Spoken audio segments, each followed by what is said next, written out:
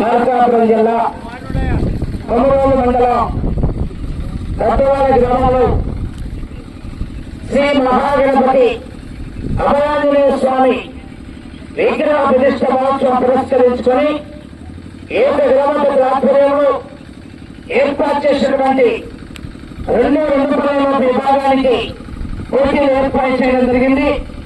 మొత్తం 16 పోటీలో పాల్గొని మొత్తం 10 బహుమతులు కైవసం చేసుకున్నవారు. మొదటి బహుమతి కైవసం చేసుకున్నవారు శ్రీ గణగదుర్గమ్మ గంగమ్మ తల్లి ఆశతో ఏఆర్ రైఫల్స్ ఆల రాజేష్ యాదవ్ గారు, లక్ష్మీ యాదవ్ గారు, పెద్ద కాటాని గుంటూరు జిల్లా జత 4,257 దూరాన్ని లాగి ఆ జత మొదటి బహుమతి కైవసం చేసుకున్నారు.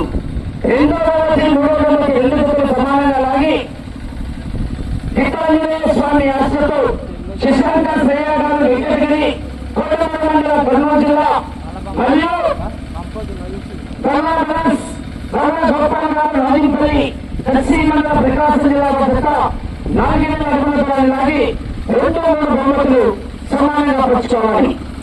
4-5 బహుమతులు సమానంగా లాగిన వారు మండలపు కృష్ణప్రియాచౌదరి గారు మామిళ్ళపల్లి, మానవ శ్రీధర్ మెమోరియల్ శ్రీదేవి శ్రీరాజౌరి గారు ముందుకు మార్చుట 3,750 మరియు గోదావరి రాజగోపాల్ గారు దాసరపల్లి వద్ద 3,750 దూరాలు లాగి ఆ యొక్క 4-5 బహుమతులు సమానంగా పంచుకోవాలి. 6వ బహుమతి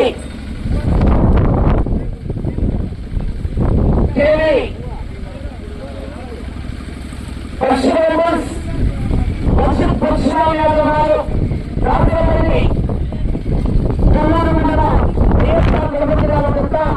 3,613 పదించిన లాగి 6వ బహుమతి కైవసం చేస్తున్నారు.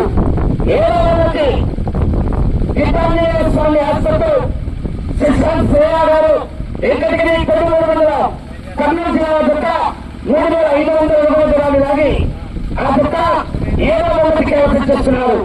8-9 బహుమతులు 2 జతలు సమానంగా లాగి ఆ యొక్క 8-9 బహుమతులు కంచెల వెంకట రమేష్ కుమార్ గౌడ్ గారు ముల్లపాడు 3,353 మరియు సీతాల కళ్యాణ్ యాదవ్ గారు కనుక అని కమాండ్ కొత్తమీనారాయణ గారు ముల్లపాడు చెత్త 2 జతలు కూడా 3,353 కూడా రెండించులు అనగా ఇంచులలో కూడా సమానంగా లాగి ఈ జత 8వ బహుమతి 9వ బహుమతి కైవసం చేస్తున్నారు.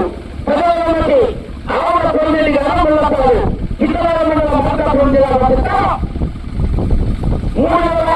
3,164 వర్తించి లాగి ఈ జత 10వ బహుమతి కైవసం చేస్తున్నారు. కార్యక్రమానికి సహకరించినటువంటి ఏక దేవస్థాన కమిటీ పెద్దలకు మరియు దత్తవాడ గ్రామ ప్రజలకందరికీ కూడా ఒంగోలు జాతి పశుపోషకుల తరఫున పేరు పేరున ధన్యవాదాలు తెలియజేస్తున్నాం. ఓకేనండి. బహుమతులు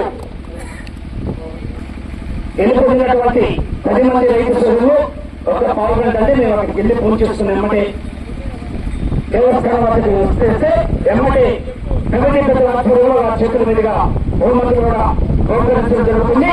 10 మంది రైతు సోదరులు ఒక పావుగంట లోపే రావాలి అక్కడికి గుడి దగ్గరికి. మీరు వచ్చేయండి, అవ్వాలి సరిపోతుంది.